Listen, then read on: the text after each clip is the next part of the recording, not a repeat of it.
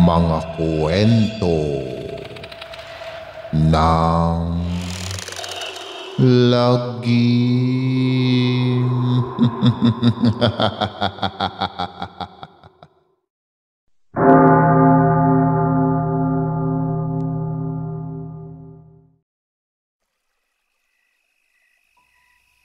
Sa nagdaang mga buwan ay naging payapa ang buhay ng lahat. Walang kababalaghan o karahasang nabalitaan ang dalagang si Ella.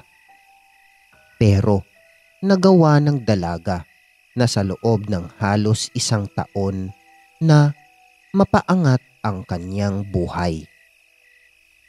Simula kasi ng araw na nagapi niya ang dyablo sa baryo, 7 ay diretso na ang mga taong nagpapalaba sa kanya araw-araw. Hanggang sa nakaipon sila ni Cathy ng maliit na kapital para magtinda ng mga kakanin at iba pang klase ng panindang pagkain. Nagawa man nila itong mapalago sa tulong na rin ng iba nilang tunay na kaibigan hanggang sa makapagpatayo sila ng isang karinderya.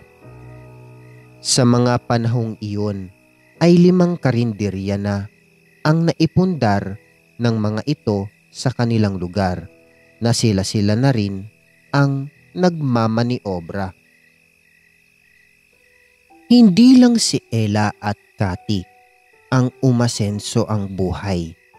Kasama nila ang mga butihin nilang mga kaibigang dalaga na tumulong sa kanila sa naging negosyo.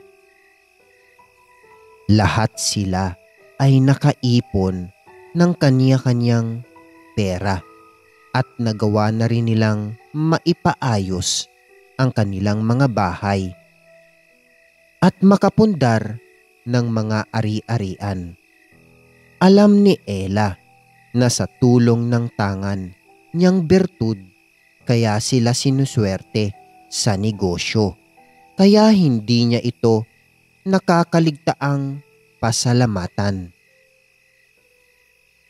Sa matulin pang paglipas ng mga araw ay muli na namang masusubok ang dalaga sa darating na panibagong suliranin sa kanyang buhay.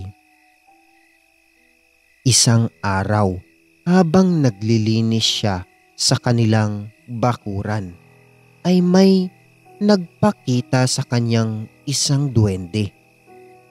Sa itsura nito ay para bang pagod na pagod at nagmamadaling hinahanap siya. Ella, ano ang atin, munting kaibigan? Tila yata malayo ang inyong pinanggalingan.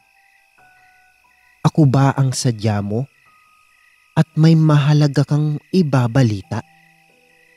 Huminga ka muna bago mo sabihin ang iyong nasa kalooban. Bumuntong hininga ang duwende bago ito nagsalita. Nagpakilala muna ito sa pangalang Dagul.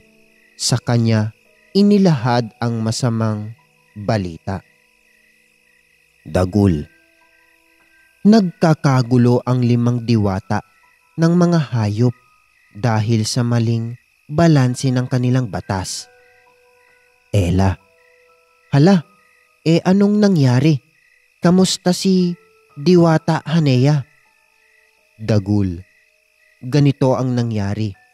Gusto kasing baguhin ng 4 sa kanila ang pagtrato sa mga tao at gagawing mga kalaban dahil sa pagtrato ng mali sa mga alagang hayop ng ibang tao.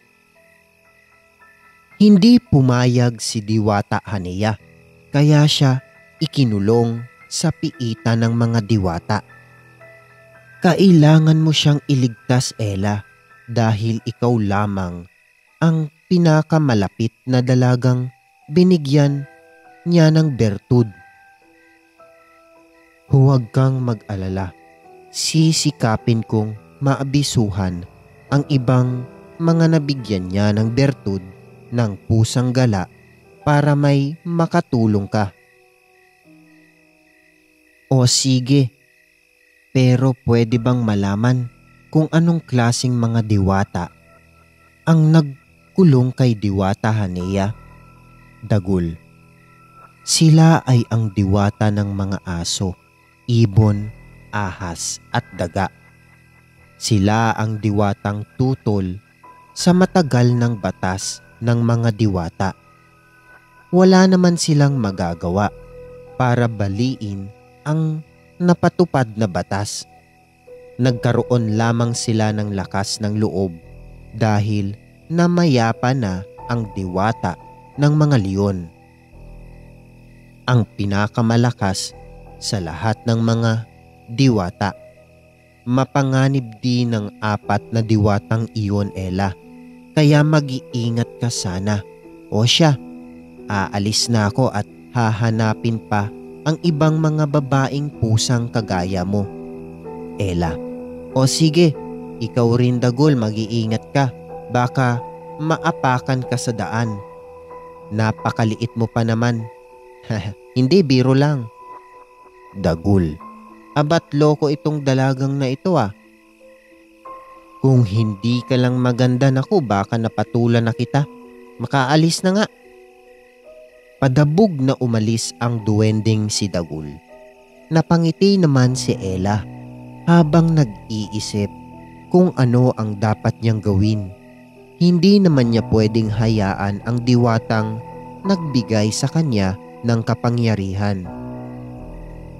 Ella, sana ay makahanap ka agad si Dagul ng tutulong sa akin para mabawi si Diwata Haneya. Guys, ibang level na ang mga kalaban sa pagkakataong ito ah. Mga diwata na. Lord, huwag mo sana kaming pabayaang mapahamak.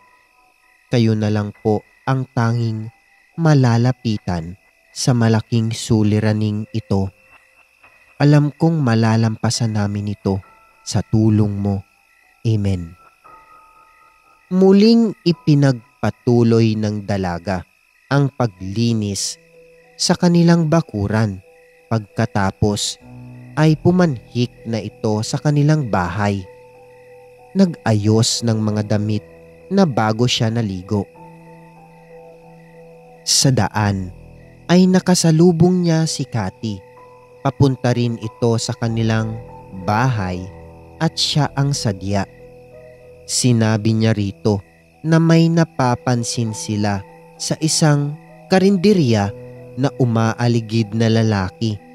Kakaiba ang ikinikilos nito na para bang anumang oras ay kaya nitong manggulo at manakit.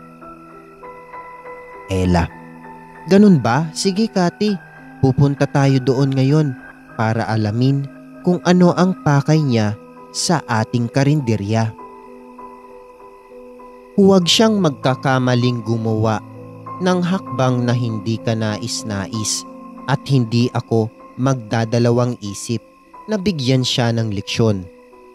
Mabilis ang paglakad ng magkaibigan.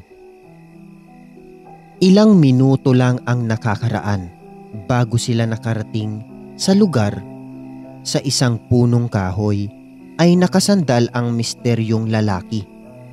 Nakatingin lamang ito sa kanila ng masama. Walang pag-aalinlangan. Nilapitan ito ni Ella para kausapin. Ella, Mama, sino po kayo at ano po ang sadya ninyo sa aming karinderya? Pasensya na po pero natatakot sa inyo ang aking mga kaibigan, pati na ang ibang naming customer. Kaya kung maaari po ay sabihin ninyo kung ano ang sadya nyo rito. Pero kung ayaw ninyo ay maaari na po kayong umalis. Hindi umimik ang lalaki. Tinitigan lamang niya ang dalaga mula ulo hanggang paa ng paulit-ulit. Mga segundong dumaan ay bigla itong tumawa, saka humingi ng sabaw at kanin. Sa tono ng pananalita ng lalaki ay alam kaagad ni Ella na ordinaryong tao lamang ang kaharap at hindi isang aswang. May pagkasintu-sintu nga lang, kaya ganoong makipag-usap. Nang mabigyan nila ito ng pagkain, ay masaya na itong nilisan ng lugar. Nagpasalamat pa siya sa mga ito, saka nagbigay ng flying kiss.